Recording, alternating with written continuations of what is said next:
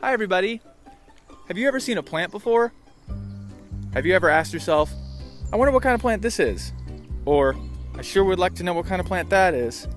Well, then it seems like the wonderful world of plant identification is for you.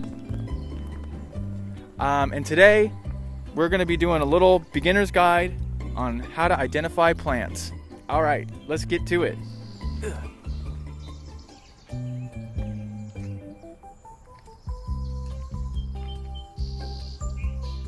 You might be asking, why identify plants? What's the point? And I'd say, why not? There are many reasons. There's many reasons why. Personally, I just like to do it because it's fun. It's fun, and it encourages you to go out into nature and rediscover that childlike wonder, going around and observing all the plants in their local environment. I mean, also too, like, just imagine you're going on a walk with your friends and then they think that you're some like super cool science person because you can go around and be like, that's that thing. This is that thing. You can eat that one. Don't eat that one. That's poison oak. You know? It's a useful skill. It's a useful skill. Also, there's foraging. If you'd like to experience nature's bounty, I'd recommend not doing that as a beginner just because the risks can be pretty severe if you make even just a minor mistake. You could either, find some nice fennel for your salad, or you could fucking die. So I'd recommend against it at the start. Hold on, I got something to say real quick. Foraging is great and all, right? Nature's bounty, and like I was saying, but I can't help but thinking about people that want to know like what plants they can eat, just in case the apocalypse comes. Some kind of prepper shit, some kind of like, one day I will be lost in the woods. And I'm gonna need to know what plants to eat. If that's the reason you want to identify plants, I'd say what I would recommend first. What I would recommend before identifying plants, okay? Go to therapy. Here, not getting lost in the woods, avoiding getting lost in the woods is quite possibly the easiest thing to do in your entire life.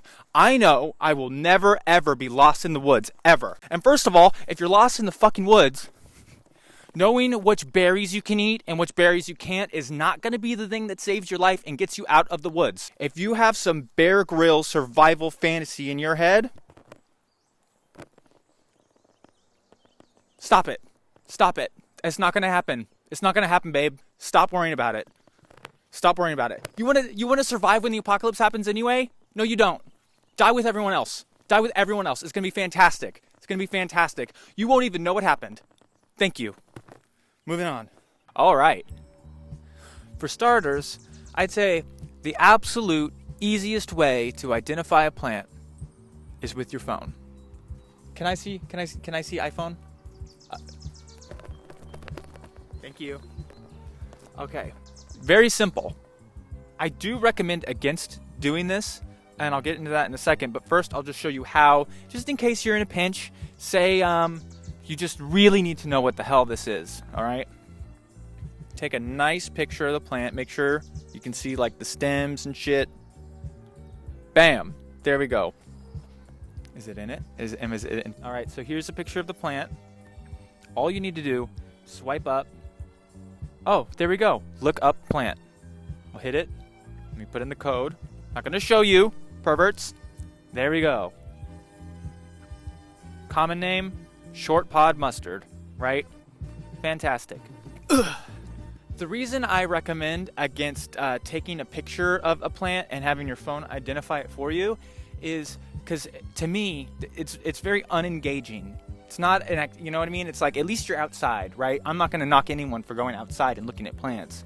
Every plant I've ever identified with my phone,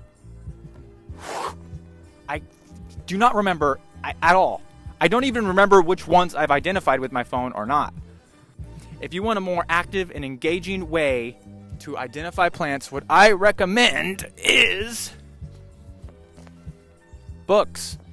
Good old-fashioned, sturdy, physical objects. Right off the bat, I'll say if you're concerned about needing to buy something, you can get field guides on thriftbooks.com for like anywhere between $5 and $10.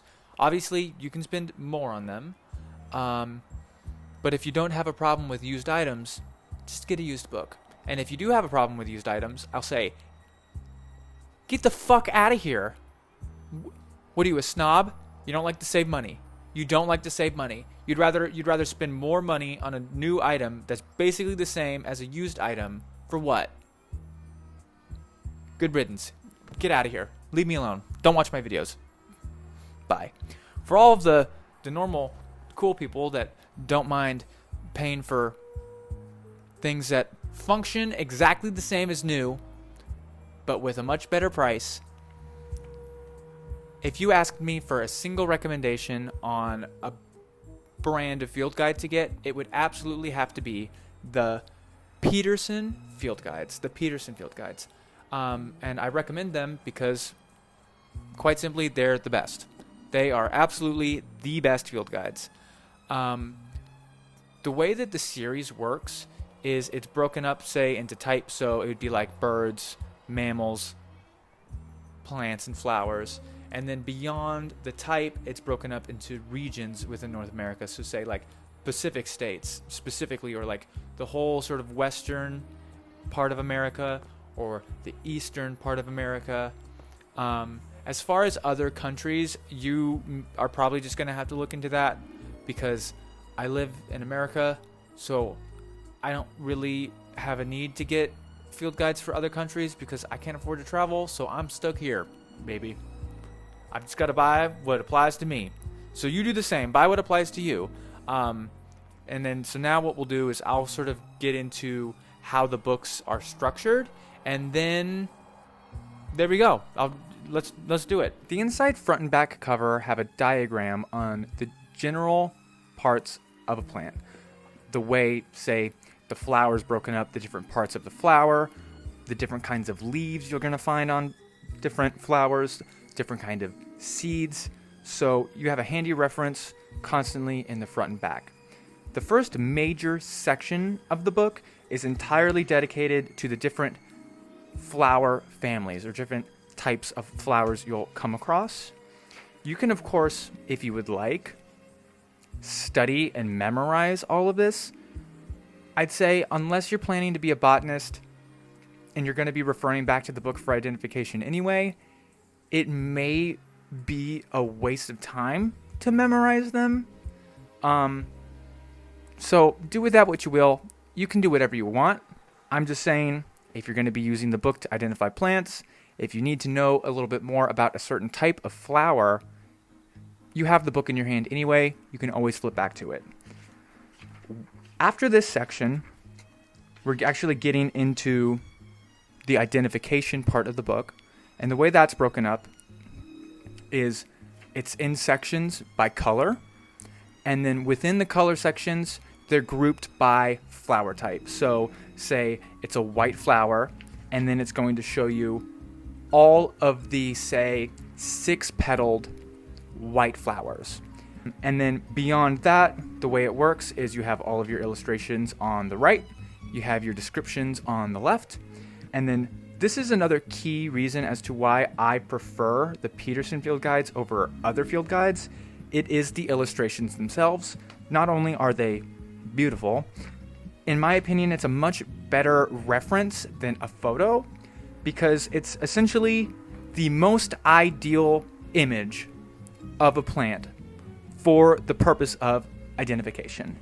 Not only is it condensed to show you the specific differences between the similar plants, because that's also how it's grouped. Plants that have, say, similar flowers on them are all on the same page, to sort of help you not misidentify a plant. You have a direct comparison between a plant it could be, and then you have what Roger Tory Peterson calls the field marks. And this applies to birds, flowers, mammals. Anything you're identifying has their field marks, which are basically the key characteristics that set them apart from the similar plants. So as you can see on this page, willow smartweed and lady's numb look pretty similar, but if you can see here the arrows, they're pointing to what the differences are. As you can see here, the stipule of this plant is larger than the stipule of this one, and this also has sort of a little bud or some like little hairs coming out of it. So see, these would be the field marks to help you say identify lady's numb versus willow smartweed. At this point, I feel like you have a pretty good rundown on how to use the book, or at least how the book functions. So now we're going to move on to actually identifying a couple of flowers, and then hopefully at that point, once you have the book, you should be able to go out in nature and start looking at some beautiful plants. Okay, so what we're going to do now is I'm going to identify some plants live. I guess not live, but like in real time. We've got the book cam, we've got the me cam, and above we will place the beautiful pictures of the plants we will use for identification. So here we go. Here's the first one. Let's put up the photos. As we can see, we've got a white 4-petaled flower. And then I took some other photos as well. We've got a photo of the arrangement of the stems, so we can see it's an alternate arrangement of the stems, meaning that as the stems branch off from the plant, they don't branch off together. They branch off one side, you go up, and they branch off on another. So like this. Not like this. Like this. These are all important things you want to look for when identifying. And then we've got a photo of the seeds. And then we've got a couple more pictures of the same plant just a few feet away having a different colored petal. You see it's kind of pink, purple. And then we've got another one over here that's totally purple. So we're going to go ahead with start with the white section, just because white is the only color that's consistent amongst all of the different colors. Sometimes you do have to check multiple sections, just because what I've noticed is what I would describe the color as, they tend to describe it as maybe a different color, whereas I would call it purple, they're going to call it blue. So maybe sometimes it's worth just checking the other sections, because as you can see, sometimes this can go pretty quickly, so you can go ahead and just zip on over, look through the one section. If it's not there, check another, see if it's there. So we're going to go to the white section. I'm going to try to somehow, okay. So we're going to go to the white section. There we go. The white section. And we're going to go to the 4-petaled section of the white section, and then we should be able to find the plant there. If not, we can always check the purple. So you can see here on the left, it's going to have the description of the flower. On the right, it's going to have the illustrations. So we are going to look for the 4-petaled section, and then ideally we should find it shortly. So you can just go ahead and look at this side first. See, we're 3-petaled, totally not the right kind of flower, totally not the right kind of flower. All right, here we go, 4-petaled. So just look through the illustrations. I don't see anything that resembles this, so we're just gonna go ahead and skip the page. Oh, actually I do. This kind of looks like it from just the petal, just the flowers themselves. But then if you look at the seeds, this is not the right plant. So we're just going to go ahead and skip ahead. Look at this page. I don't see it here. I'm going to go ahead and skip. Oh, and there we go. This absolutely is it. That's definitely the flower we're looking at. It's got an example of the seed pod, and that's definitely the seed pod we're looking at. And as you can see by looking at the stem, you can see they branch off in an alternate pattern, which is what we saw. So it looks like this is a wild radish. Seed pod, a fat cylinder with constrictions between each seed, like a pea, like edamame. It doesn't say that. That's what it looks like. So if you spot that around, wild radish. Remember this. That's what a wild radish looks like. Flowers pale white to various shades of pink and yellow. All colors usually found at the same location, which is, we didn't see any yellow ones, but we did see some pink, some purple, white, and all of these were within maybe 25 feet of each other. So there we go. First plant down. Only took like a couple minutes. Okay. And then now we're going to move on to the next plant here. All right. And as we can see, it is a 5-petaled blue purple flower with sort of these shiny, simple leaves. Looking at the side of the flower, you can see that they are together and then they split at the top, rather than, say, all 5 petals splitting out at the bottom. So we can refer back to our reference in the front and the back cover. Let's see. Petals united. So there you go. If you ever see anything, just remember you can always look in the front and the back if you need to sort of know what it's referred to as, to help with identification when you get to the description. So we're going to go to the blue-purple section. Let's go to the start. That's another handy thing I like about these books versus other field guides, is I'm sure other field guides do this, just the other ones I have that aren't the Peterson ones don't. So they keep the colors at the edge of the page, so when you splay the pages out, you can find the section immediately and flip right to it, which is nice and handy. So we're going to go through, we're going to look for the 5-petaled section. Let's see, 5 petals, 2 lips, tubular flowers. I wouldn't consider this doesn't have the 2 lips, which is basically just like sort of the petals go up at the top and down at the bottom. That's not the case here. So we're going to go ahead and just look for 5 petals, the 5-petaled section.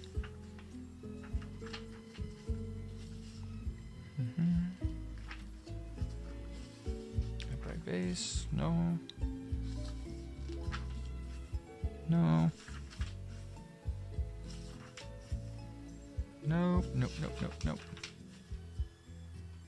No. And sometimes you can come across a page and just immediately skip it based on what I'm seeing here. None of these leaves look anything like what we see, so just go ahead and you don't even need, you know what I mean? You can just go ahead and skip right past it. So again, on this page, none of the leaves appear to look anything like what we're looking at, so we just skip right by it. So you're going to skip right by it again. This one, nope, I wouldn't say so. Again, skip. Nope. Definitely not. Definitely not. Definitely not. Definitely not. See, sometimes I'd say it feels like it sometimes feels like cheating looking at the books, because I feel like I am I found it, but I'm going to continue what I was saying. Sometimes it can feel like cheating, just because, like in instances like this where you're just skipping past all these pages, it feels really simple. And I guess that's not a bad thing. It's a strong suit of the book that it is a very simple technique to look through this and identify the plant. It's just when you're just rampaging through it, I feel like I'm like, should I be taking more time? You should, because you could clearly miss it. I was in the middle of saying something, flipping through the pages, and I barely saw it. But here we go. This is periwinkle. Periwinkle, as you can see, if we look a little closer to the flower, you can see it's got that sort of opening, that star-shaped opening, which we can see on the flowers right here. We've got the simple leaves. Oh, and then as I don't know if I pointed this out earlier, in one of the photos here you can see that the leaves are opposite, which is great because the previous example had alternate leaves. So this is what the opposite leaves looks like. They split at the same point together on the plant like this, whereas the last plant they split away from each other. These ones split together. So there we go. There we have it. Periwinkle.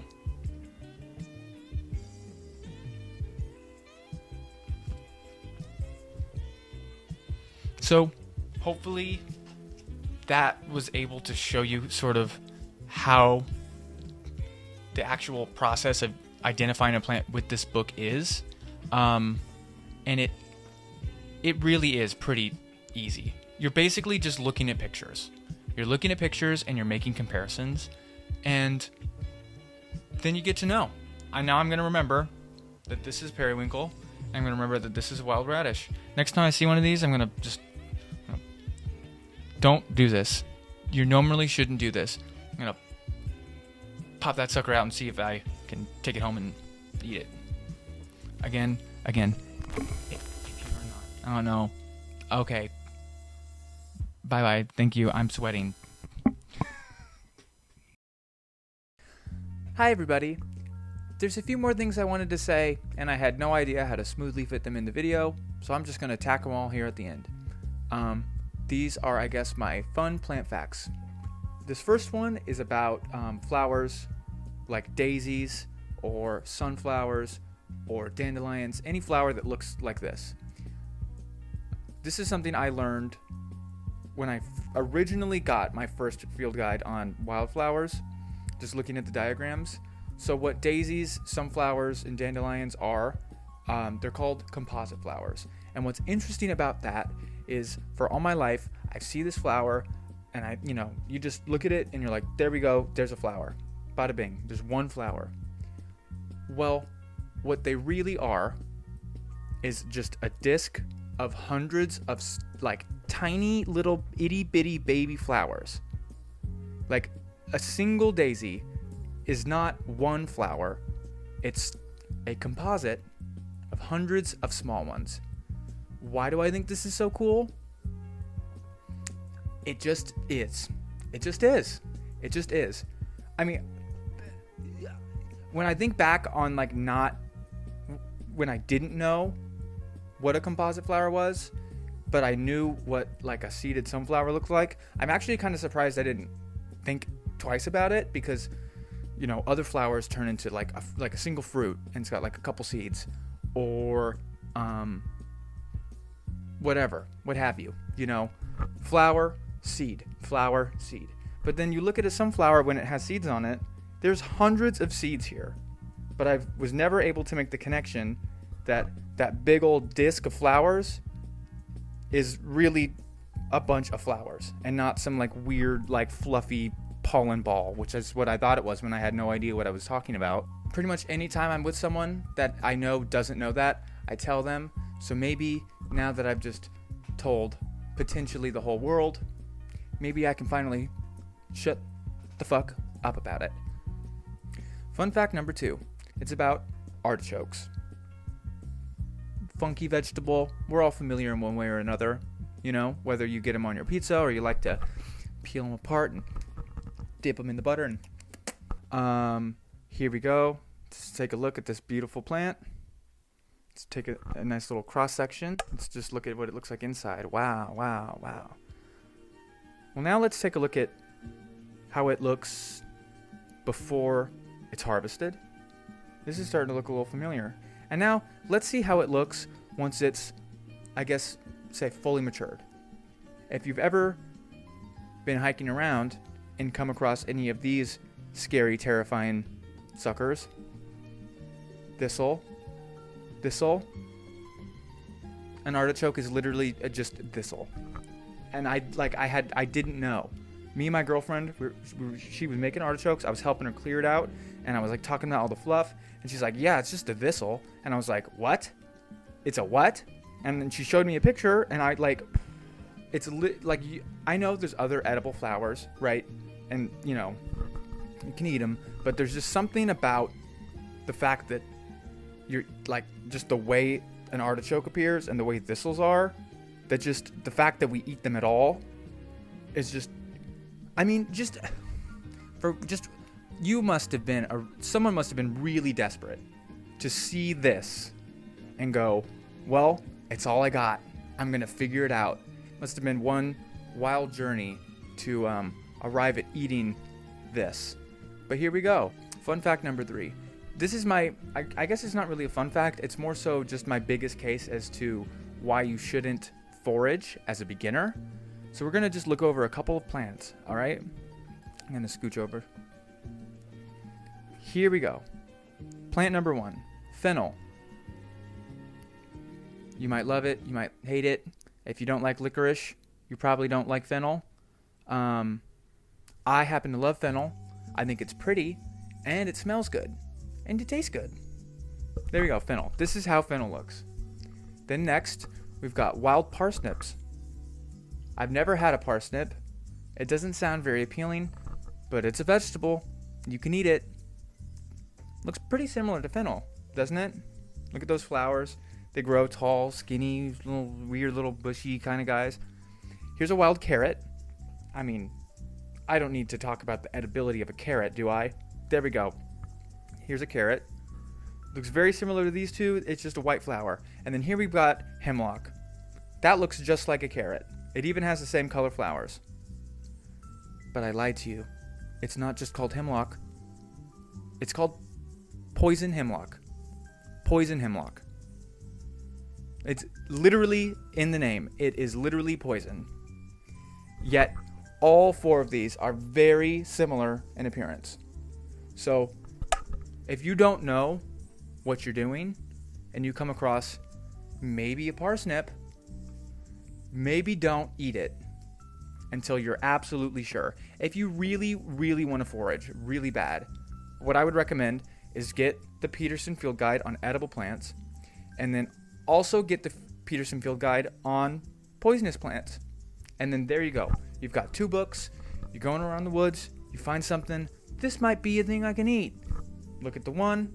Make sure it's in the edible book and not the poison book, and then you're good to go. I mean, don't take that advice.